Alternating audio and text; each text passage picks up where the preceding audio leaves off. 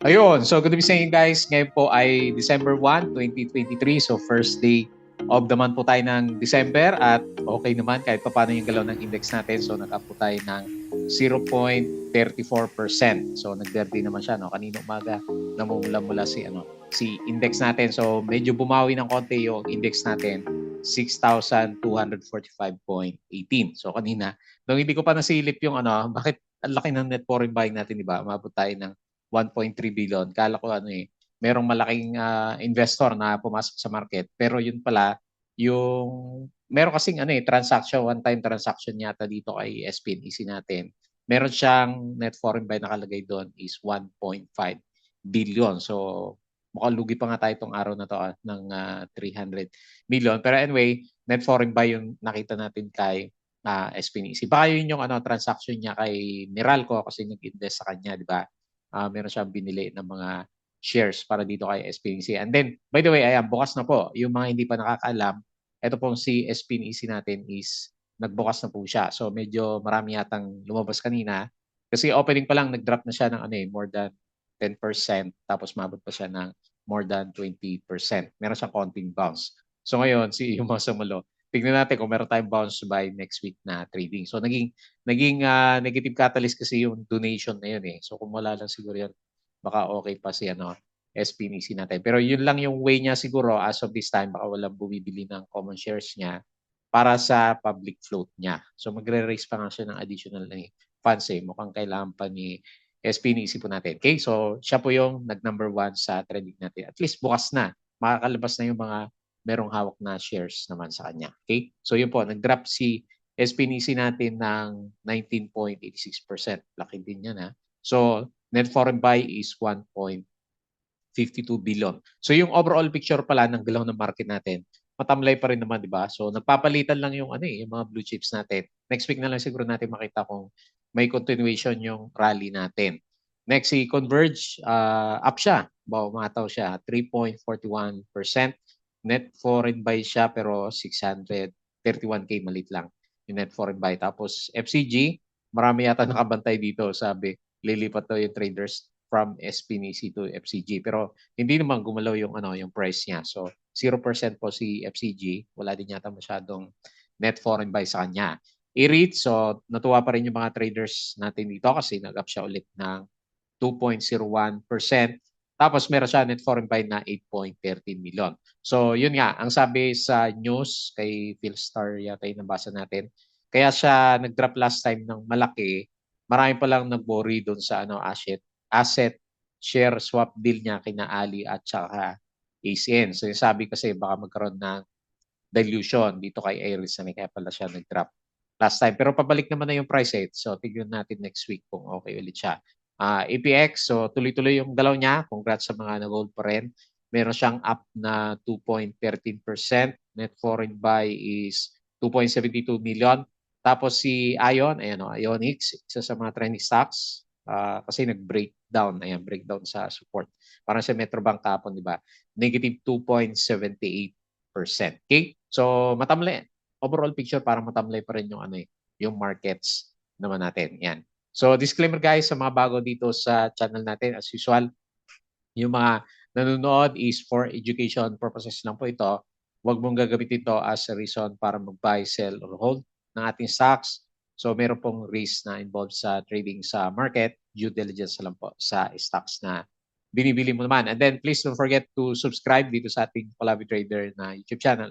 As usual, check mo na lang po yung mga trending stocks review or kung gusto mo na guide sa Philippine market trading, so bukas yung magandang time frame sa kanya, December 2, second day of the month, pwede kong mag-join dito sa trading group naman natin. Okay? So sa mga nanonood pa rin, so ayun, baba ng views natin kasi mahina yung market natin. So check mo na lang po yung ating daily uploaded videos na trending stocks, company reviews, profit or loss, mga sample trades. So weekends na naman, aral na lang po ulit tayo. Basic indicators, technical analysis, building yung fundamentals, yung mga risk management na ginagawa natin, plus yung ating PSE market studies naman. And then follow mo lang ako dito sa Palavi Trader Crypto Koton na YouTube channel. Mali mo, mabuhay ulit yung mga crypto games.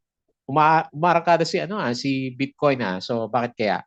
yun bang pagka-negative kay Binance, yung BNB natin, nagko-convert into Bitcoin. Malakas yung demand sa sa Bitcoin, nag-38K ulit siya. Okay? So wait mo na lang. Wala pa naman tayo post na bago dito.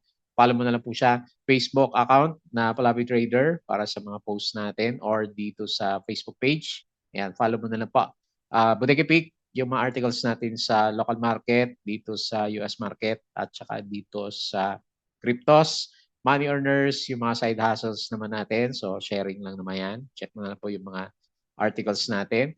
Tapos, sa Twitter, ano ba yung meron tayo ngayon na summary? Tingnan natin yung summary ng index. Okay, so dito muna tayo.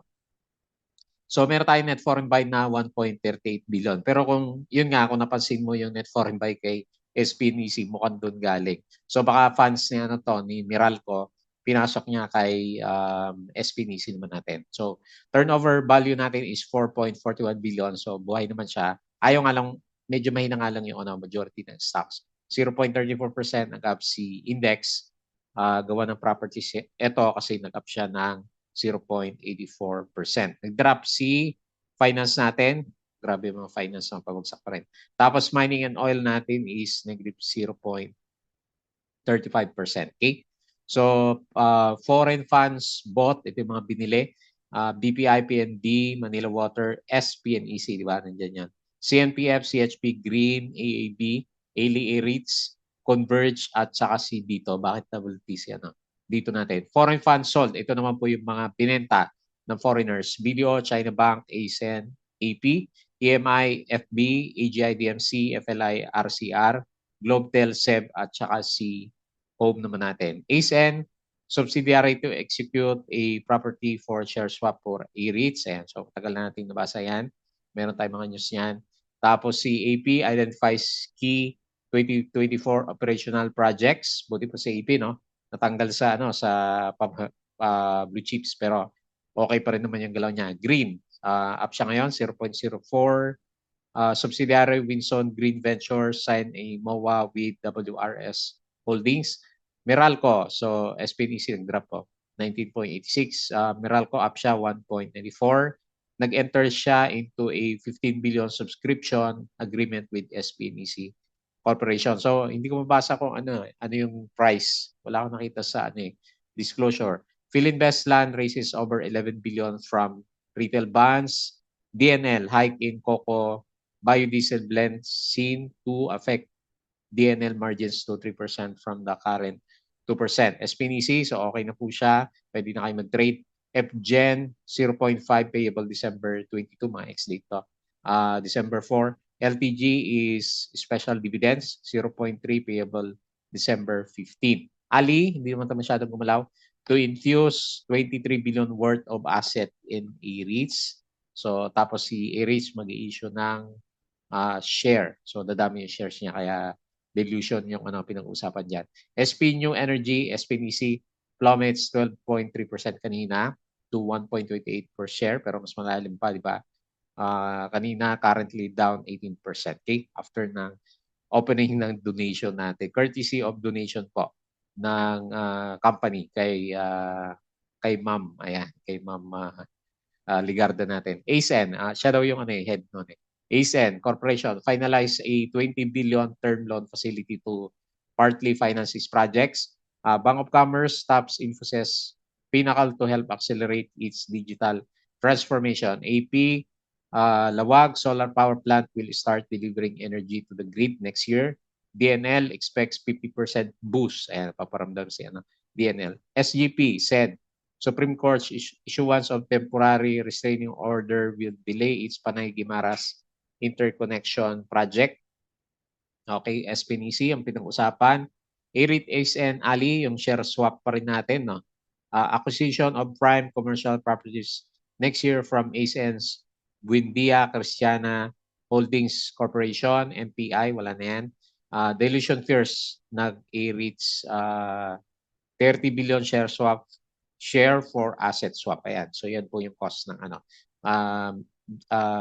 malakas na drop natin last time pero delayed na yung news natin, di ba? Nagbabounce na yung price. Robinsons Retail Holdings, meron siyang share buyback. SMC PAC holds up DBU Plan of MPIC Stall Road Unit. Okay, so okay na yung kanyang 6-month suspension. ASEN, secures, ang daming utang na ito, no? 20 billion loan to finance RE expansion. Pero expansion ng expand. Kailan puro utang si ASEN natin. So the Philippines will block. Ayan, andyan na po Ito yung worry natin eh. So sorry na lang mga ka-Binance. May way pa naman para maka-access kay Binance. Will block access to cryptocurrency giant Binance, an official said Thursday as part of the crackdown. So since nasa bad side ng market si Binance, yun nga sabi natin, marami nang bumibili daw ng asset ng Bitcoin. Kaya daw nag-upsurge si Bitcoin. So yung outflows pupunta kay Bitcoin natin. Pero okay si Binance. Pero yung galaw niya kanina eh. US stocks and mostly higher to wrap up best of the month here sa kanila. Pero sa atin hindi pa. Tapos ito yung galaw natin kahapon is, yan, okay nga. Medyo siya, mix. Pero si Dow Jones, nag-up siya ng 1.47% at saka si S&P is 0.38%. Yung representative natin dito, nag-drop pala siya. Pero buti na lang nag-close ng green po yung market natin. Okay? So yun lang po yung mga na-post natin. Tapos lagi ko nakikita sa feed ko si Katniel. Ayan, pati si Andres Bonifacio nadamay sa issue.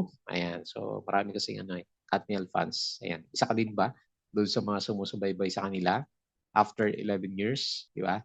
So nakalimutan ko yung ating patron. Buksan natin siya. So yung mga gusto magkaroon ng guide po sa trading dito sa Philippine market or kung gusto mo sumali sa trading group, open po siya. So ayan, sakto, first day of the month or bukas. Second day is yung pinaka main opening natin for the month. Kung gusto mo subukan yung ating Patreon channel is always open po yan. Okay, so double check mo na lang. Ayan, so silip tayo ngayon dito sa market natin. So nagsiso yung market natin, no? Pero verde naman siya. So mas mataas pa pala siya kanina, mga around 10:30 siguro to. Umabot siya 6,250 pero nag-pullback and then medyo pinitik siya ng closing natin. So nag-up ulit siya 0.34%, 4.1 billion traded value at 6,245. So properties, ang kumita dito si SMPH. So balik tayo, pindot natin. SMPH, si pa ba? Si Ali is nasa red eh. Ayan negative 0.64. So anyway, ang top notcher natin is Converge, nag-up po siya 3.41 at saka ayan, bumalik na si Jollibee 3.18%. Hopefully tuloy-tuloy na yung galawan niya. So Monde, negative 2.26%, Tel minus 2.25, AGI minus 1.94. So ito pala, itong nakita natin na 1.38 billion is yun nga, part ng transaction kay SPNEC natin. Okay? 53% foreign participation, 47% local participation naman. So ito yung ating mga winners for today. So tingnan natin yung galaw na market is penny stocks, yung nanguna PHR 7.69, PXP nakabawi na 5.41%, DLM 4.72, Red Sea bumabalik 3.71, Converge, Jollibee more than 3%, FGen 2.41 and saka si may 80 mga penny stocks. So PES ayan 3.13%. Yung mga hindi natin nakikita last time. Tapos tingin naman tayo sa losers, mga penny stocks pa rin.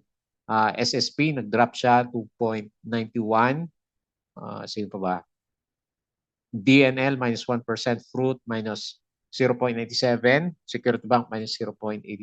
So ber na ber yung mga stocks natin. Si MEG minus 0.49, SEC minus 0.35. So medyo malit naman. Hindi ganun kalaki yung majority na drop ng markets po natin. Okay, so refresh natin yan.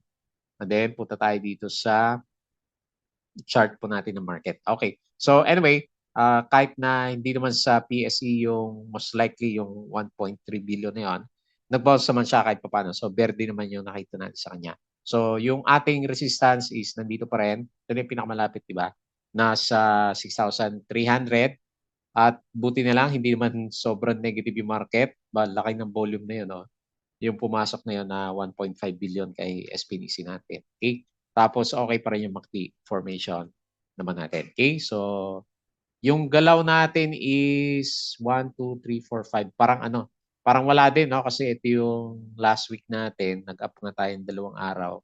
Nag-drop naman tayo ng 2 araw din dito sa market. So ano ba, nagsa-sideways na lang ba si PSE natin? So tingnan natin ulit for next week. Pero at least meron tayong higher low formation dito sa area to. Ito yung isang low, higher low, and then another higher low. So ang bagal nga lang po ng galawan talaga ng market natin during this time. Okay? So tingin tayo dito sa US market. Mukhang maganda ulit dito sa US market natin mamaya. So berde yung nakita natin.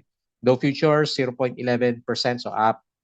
S&P positive 0.02, and then si Nasdaq is negative 0.09. So medyo mix siya ng konti. European markets, berde. Asian markets, mix tayo, and then mas marami ba yung parang price lang, no? Pero mas malaki yata yung mga drops. So kasi may mga nag 1% na drop dito sa market. Okay? So mix yung galaw po dito sa Asian markets. And then Bitcoin, mga ka-crypto, ayan, kung kailan babon sa Pilipinas si Binance. So nag-up siya 38.6. Ayan. Maganda ulit mag-trade. Huwag lang sana mambuhos na naman to sa weekends. Ethereum 2091, and then si BNB 228. So pansin mo, di ba? BNB hindi gumagalaw, pero si Ethereum at saka si Bitcoin is tumataas yung kanyang galaw. Ayan. So medyo mix yung ibang galawan natin dito. So pero mas marami pa rin talaga yung berde for today's trading natin dito sa crypto. Okay? So masaya. Masaya yung mga ka-crypto natin during this time. So balik tayo dito sa chart. Usapan ulit natin yung ating mga trending stocks. So refresh natin yan. And then punta tayo sa first stock natin, si SPNEC. Okay? So at least bukas na, di ba? Si SPNEC, yun nga lang, malaki pala ng drop niya kanina, no? So sukatin natin kasi nag-drop pa pala na mas mababa. Nag-ano pala siya, 25%. Tapos yun nga, nag 19% na lang yung closing natin sa kanya. So, kung dito ka nag-support, gaano kalaki yung bounce? Laki din na rin, no?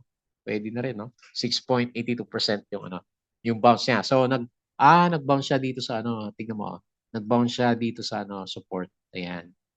So, dito pala siya nagkaroon ng support. So, sinagad siya dito sa baba. So, syempre, maraming nag-worry dito kay SPNC kasi nga marami siyang bad news na nabasa natin bago siya magkaroon ng opening. So at least ngayon tradable na si SPNC natin, and then above 20% na kasi yung public float niya dahil doon sa donation nga po niya ng shares. Pero yun nga, di ba sabi naman natin medyo negative na yung sentiment natin doon sa donation na yon. So kaya in-expect natin mag-negative si SPNC. So syempre di lang natin alam kung gaano kalaki yung drain up niya. So tingnan natin kung magkaroon siya ng retest later on by next week. Malapit dito sa support at 1.1. So syempre bearish pa rin tayo sa kanya kasi nga medyo malaki yung outflow or rather yung drop ng price action niya. Kasi kung inflow pag-uusapan, meron siya kasing 1.5 billion. Laki niyan. Yung bili yata yan ni Meralco natin. So may merong bumili kasi yung mga shares niya 1.52 billion. So 19.86, yun nga lang, drop siya 19.86. Okay, not so good. May bank Abacus ang buyer, and then may bank Star Oil yung seller. So andito yung kanya disclosure. Merong transaction dito kay MGen Renewable Energy. Pag-aari po yan ni Meralco Power Gen Corporation natin. So kay Mer, ayan. So ano yan, subsidiary ni Mer natin. Okay? So meron siya mga transaction dito. So ang dami niya. Meron siyang common shares, meron siyang preferred shares. So, and initial payment of 7 billion on November 30 with the balance payment of 8 billion pa yung balance niya to be paid by the closing date. So, matakay mo si Mer, diba? Laking company nag-invest dito kay SPNC. So, siguro para makatipid siya sa, di ba, minsan kasi nagpa-fluctuate yung price ng power. So, source ng energy is itong si SPNEC natin. Kailan hindi natin nabasa, ewan ko, nandun sa loob ng niya, disclosure niya kung meron siyang price dito. Tingnan natin. Binuksan na rin natin. Meron bang price? Wala akong mabasa na price kung magkano yung bili ni Meralco natin. Okay? So anyway, next week malalaman din natin yan kung ano meron sa kanya. So yun po, yung sinasabi ko kanina na 1.5 billion na net foreign buy na pumasok sa market natin. Okay? So galing kay SPNEC. Ayan. So watch out na lang po yung support sa 1.1. Hopefully hindi ma-break kasi yan yung pinaka-best na support niya. So ito kasi yung IPO price natin last time. Ayan, bumalik na rin siya sa IPO price. Okay? So next, malino na yung cost ng drop. Converge. Ayan. Umataw si Converge. So medyo gumaganda ng konti yung galaw niya kasi finally nagkaroon siya ng breakout po dito sa sa MA20 ayan medyo lumampas yung price. So goods, at least meron siyang base. Tapos nagkaroon siya dito ng mga double checking, triple checking. So depende sa tingin. So ano ngayon, most likely by next week. Ayan, tignan natin. Meron ba siyang net buy? Saglit, silipin natin. Malit lang, no? 600K lang yung Ayan, 600K lang. 3.41% up si Converge for today. CitySec, SBQT a buyer, Abacus Call yung ating pinaka-main seller. So, meron siyang, anyway, sa past few days is puro net buy si Converge natin. So, hopefully maging maganda yung galaw niya by next week. Kasi paano siya, pa-breakout dito sa RSI 50 level naman natin. Okay? So, hopefully maganda siya and then bottom na kasi nakailang bottom na siya dyan sa around 8 pesos or 7.95 yung huli niyan. Pinaka-low dito sa area na to. So, kailangan makita next na higher low formation para kay Converge. Okay? Next, si FCG, hindi naman gumalaw yung price niya. 0% tayo. Okay, so antay na lang sa mga merong hawak sa kanya kasi wala naman siyang wala siyang net buy eh. Ayan, nag-aantay lang tayo dito ng galawan. 0%. Ba't kaya trending, no? 620 pesos net, may net foreign buy. Call FMS, ang buyer, call FMS, yung ating pinaka-main seller. Okay, so support muna. Huwag muna tayo tumingin sa taas kasi wala pa naman yung price. So, kaya nagulat ako bakit siya trending 0% yung galaw ni FCG. Next, si Aritz. So, bumabawi si Aritz natin. So, yun na po yung pinaka-news yung kung bakit siya nag-drop last time. So, medyo delay yung yung news natin. So, sabi ni Inquirer pala, dilution fears nag Aritz 30 billion share for asset swap. So, dilution yung pinaka-main na reason kung bakit natakot yung mga traders natin sa kanya last time. Pero bumalik din, no? So, laki din ng nirebound nitong si Aritz. So, lagay natin yung resistance. So, tingnan natin kung abot siya dito sa 31.7. Pero kung yung bigger picture ang titignan mo sa kanya, so di ba ito yung dinodrawing natin sa kanya last time. Clone natin to. So, medyo malayo pa naman yung next na resistance area natin sa kanya. Okay? So, MA20 or dito sa 31.7 siguro bago mauntog si Aritz naman natin. Ayan. So, based sa price action, sino tayo? 2.01% up siya ngayon. 8 million at foreign buy, meron naman. Call Stratic ang buyer, Asia Sec, Papa yung ating pinaka-main seller. Hindi natin nakita si Mandarin na. Kapon, dami natin nakita na buying spree si Mandarin natin. Next, APX. So buhay yung ating trend. Babalik natin yung resistance sa tres. Nag-green siya kasi nag-bounce malapit dito sa MA9. Ayan, nag-bounce siya. So, kung medyo strict ka, pwede mong i-move yung support natin sa kanya. Ayan, MA9 na siguro pinaka-support. And then, ascending triangle, higher low formation pa rin. So, intact pa rin siya para mag-stay above ng RSI 70 and then bullish pa rin yung ating deep formation. So, probability-wise, mukhang okay naman yung galaw. Hopefully, umabot siya ng 3 pesos by next week. So, nag-up po siya 2.13%, 2.7 million net foreign buy. Philstock, CitySec ang buyer, and then Unicap, DPI yung ating pinaka-main seller. Okay? So, and then lastly, si Ionics. So, pinag-usapan po siya kasi yung price action niya kasi nag-breakdown. Ayan. So, bumalik naman siya, nag-Dow G, pero mapula pa rin. So, cautious na lang muna. 1 peso na siguro, pinaka-support. Okay, so umabot pala siya. Nag-breakdown ng konti sa sa 1 peso. Ayan, lagay ko na lang dito 1 peso yung psychological support. May support siya dito sa bandang kaliwa dito. So doon siya nagkaroon ng bounce. Ayan, so interesting to see kung kaya niyang mag-reverse.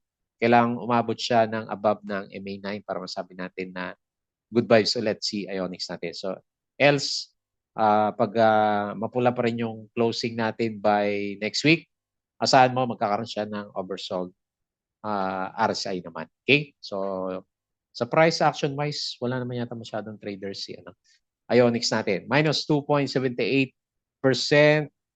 Meron pa siya dito. Number of buy and sell. Trades, 115 ba? Marami. Yung titrade dito. Stratic, FMS, ang buyer, BPI, Ichua, yung ating pinaka-main seller. Okay? So, support muna. Babantayin natin kay Ion kasi nauntog siya lagi sa MA9. Ayan. So, balik tayo dito sa PSI. Overall picture natin for the week, medyo mahina pa rin si PSE, di ba? Pero tingnan mo naman yung chart niya is intact naman siya sa recovery. So yung price lang naman yung stocks natin. Hindi masyadong gumagalaw at saka yung mga small caps medyo battered pa rin as of this time naman. So mali mo next week, tignan natin kung magtuloy yung rally natin above MA9 gaya ng nakikita natin dito sa bandang kaliwa last time noong around November, December din ng last year naman. Okay? So yun muna yung ating review for today bago time close. Please don't forget to subscribe dito sa ating Palabra Trader na YouTube channel. Join ka sa group. Kung gusto mo na guide dito sa Crypto ko to, follow mo na lang Facebook account, Facebook page, Bodega Peak, Money Earners, Twitter, and Patreon sa mga gusto ng guide sa trading market, investing sa Philippines. Sali ka lang po dito sa Patreon channel naman. Okay? So yun lang. Maraming salamat. Happy weekend po.